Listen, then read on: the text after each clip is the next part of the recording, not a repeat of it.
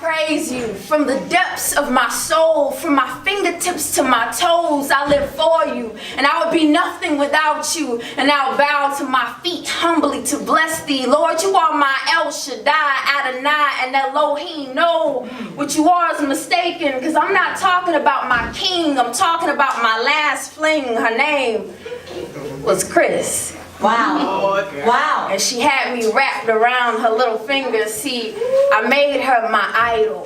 For lack of a better term, she might as well have been my God, and our relationship was my religion. Our home was my temple. No, you were my Alpha and Omega. You were my beginning and my end. See, I placed no one else above you.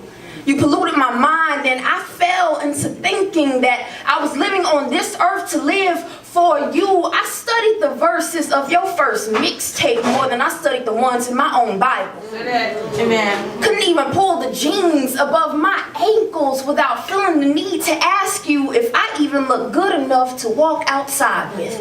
I tried to adhere to your every direction as if I was merely one of your disciples. Every time you tried to leave me, I clung to you like 2 by 2. You ain't never even seen inseparable animals on Noah's Ark like this before. Your harsh words, they meant more to me than the book of Revelation. When you got mad at me, it was the rapture in my head. I changed the way that I walked, the way that I talked, the way that I dressed, all for you. I told my family my deepest secrets, all because of you. You made me question my self-worth. My phone number will forever be in a suicide hotline database, all because of you. How did I look at you as my God? As I was staring at the demons inside of you. And I didn't start crawling back to my real God until I finally started running away from you. Now that I look back, my actions were telling you, baby, I praise you. From the depths of my soul, from my fingertips to my toes, I live for you. And I would be nothing without you. Sweetheart, anything good that I earn is because of you. And I'll bow to my feet humbly to bless thee. Honey, you are my El Shaddai, Adonai, and Elohim. But when I finally realized that we were poison for each other, when I finally realized that you were my apple and I was Eve, I had the nerve to turn around and still say, my God, what have you let happen to me? If I ever get the strength to speak to you again, I'll tell you. I hope you sleep well at night, knowing that you put more fear in me than God did. I hope I sleep well at night, knowing that I let you put more fear in me than God did. And I'll tell you that I'm still working on changing religions. Peace on that one.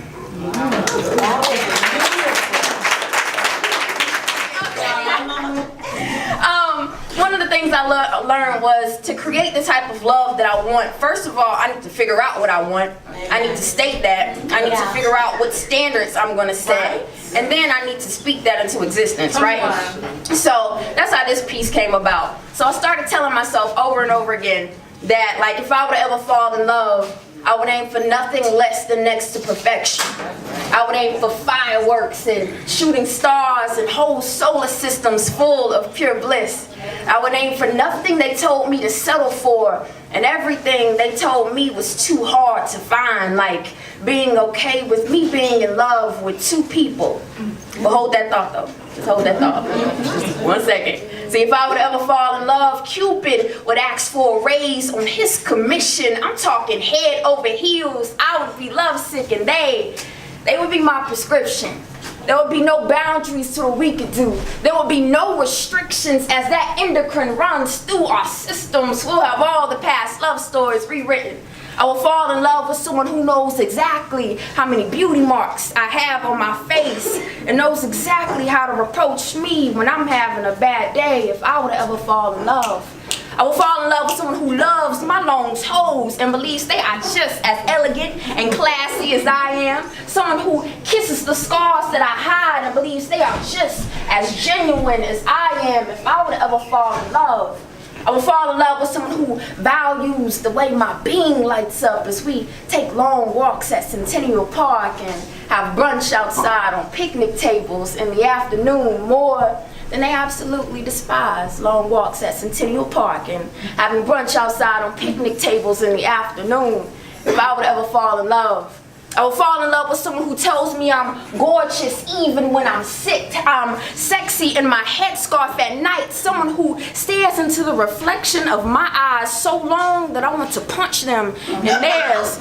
Someone who aggravates me so much I swear they have ADD.